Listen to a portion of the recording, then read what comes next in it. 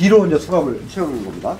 앞으로 수갑을 채울 때는 조여지는 현상이 거의 없습니다. 그리고 앞수갑을 채워가지고 내가 상해를 입었다고 하는 진정은 거의 없고, 뒷수갑, 뒤로 시갑을 한 상태에서의 진정이 굉장히 많은데요. 이게 저 사람한테 내가 이렇게, 이게 누르면 이게 돌아갑니다. 그래서 이렇게 채우고, 그 다음에 이거는 이제 돌아가니까요. 이렇게 해서, 자, 저 사람 손목을 좀 걷어줄까요? 옷이 있으니까. 네. 그래서 채우겠습니다. 자, 이렇게 채웠는데, 이게 지금은 이 상태는, 여기 있는 이중 잠금 장치를 안 한 상태입니다. 자, 그러면 이제 잠깐 앉아서 차량에 태울 때는 이제 결국 그 툭툭 주저앉아야 되지 않습니까? 그러면 이제 이렇게 툭툭 주저앉는 거죠. 그리고 이제 이동 중에는 또 이렇게 뭐 굴곡도 있으니까 차가 또 틀 수도 있습니다. 그죠?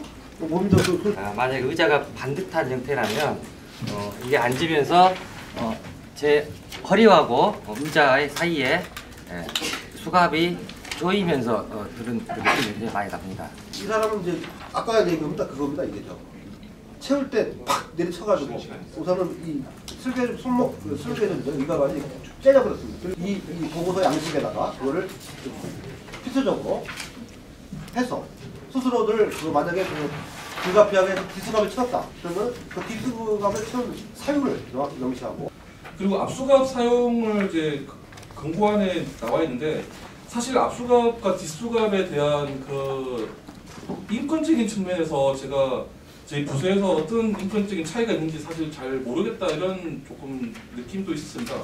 앞수갑을 하면은 인권 침해를 안 하는 거고, 뒷수갑을 하면은 뭐 인권을 침해를 하는 거냐, 뭐 이런 부분에 대해서 확실한 어떤 기준이 없기 때문에 저희들이 그 앞수갑을 무조건 사용을 하겠다는 부분에 대해서는 좀 유보적인 입장을 보여서, 다만 그 부상 발생 부분에 대해서 그 경찰관들의 어떤 과도한 뭐 사용이나 아니면 수갑 사용 요령에 대한 부족한 부분도 어느 정도는 있겠지만, 저희들이 자체적으로 분석을 해봤을 때 그 범인이나 주치자 등이 그 수갑을 인위적으로 풀려고 하고 난동을 피우고 항거를 하려고 하는 그런 과정에서 발생하는 경우도 종종 있다는 점을 말씀을 드리고요.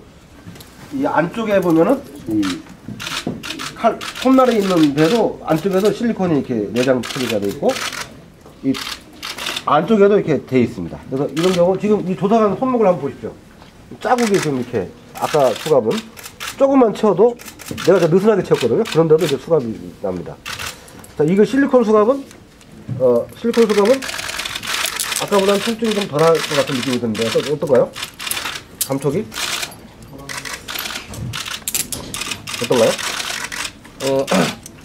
아까 첫째는 굉장히 좀 무게감과 압박감이 있었는데요. 실리콘은 거의 좀 그런 느낌이 근데 앞수갑과 뒷수갑 차이일 수도 있어요. 아, 그렇습니까? 예. 그 날카로운 그 살을 누르는 느낌은 훨씬 줄어듭니다. 네. 보완이 필요한 것으로는 뭐냐면 실리콘이 떨어지기도 한다. 그리고 피부 자극이나 압박도 저것도 금속에 비해서 전혀 뭐 큰 차이가 없다라고 답변이시고요.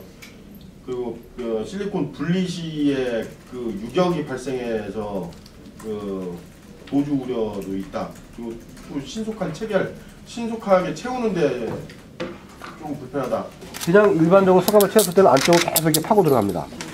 근데 이중 잠금 장치라는 것은 이 뒤에 있는 곳으로 이거를 살짝 이쪽으로 이렇게 잠금을 해주면은 고정이 돼서 움직여지지가 않습니다. 왜 경찰청에서 여러분들 오셨는데 창피하지 않은가 싶기도 하고, 기능별로 이렇게 왜 다 오셨나 이런 것도 의문인데 정말 부끄러운 거 아닙니까?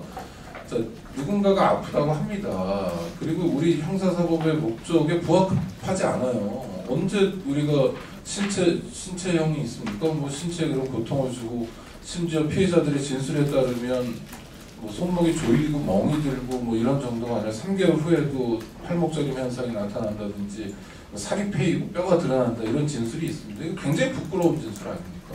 불가피하게 이중 잠금 장치를 못했을 경우 그 사유를 여기다 적어서, 예를 들면 주치자로서 너무 난동을 하고 이게 좀 제압이 불가능한 상태이기 때문에 일시 후송 중에는 이중 잠금 장치를 하지 못했다. 이런 정도의 소명이 있을 때 모든 경우에 있어서 이중잔금을 하려면 여기 단서 조항을 좀 두고 있습니다. 이게 뭐냐면 아시다시피 이중잔금을 하려면 한 단계가 더 들어가야 됩니다. 이 피체포자가 마구 움직이는 상태에서 이중잔금 구멍에다 넣어서 이렇게 해야 되는데 그게 사실 용이치가 않습니다. 그래서 이거 하지 말라는 건 아니고요. 우선 그 급박한 상황에서 체포를 한 상황에서는 그렇게 하고 그리고 나서 힘든 상황, 그런 상황이 해제된 후에는 당연히 이중잔금을 다시 보정을 해줘야 되는 이런 액션을 취해야 된다는 생각이 듭니다. 이 압수갑을 치우게 되면 압수갑 자체가 흉기가 될 수 있습니다. 여러분 아시다시피 이 압수갑을 치우게 되면 이걸로 내려 찍을 때 이게 흉기입니다. 자체가 지금 그런 가능성이 있다는 거고요. 그런 측면에서 이 권고안은 좀 재고될 필요가 있지 않나 하는 생각이 좀 듭니다.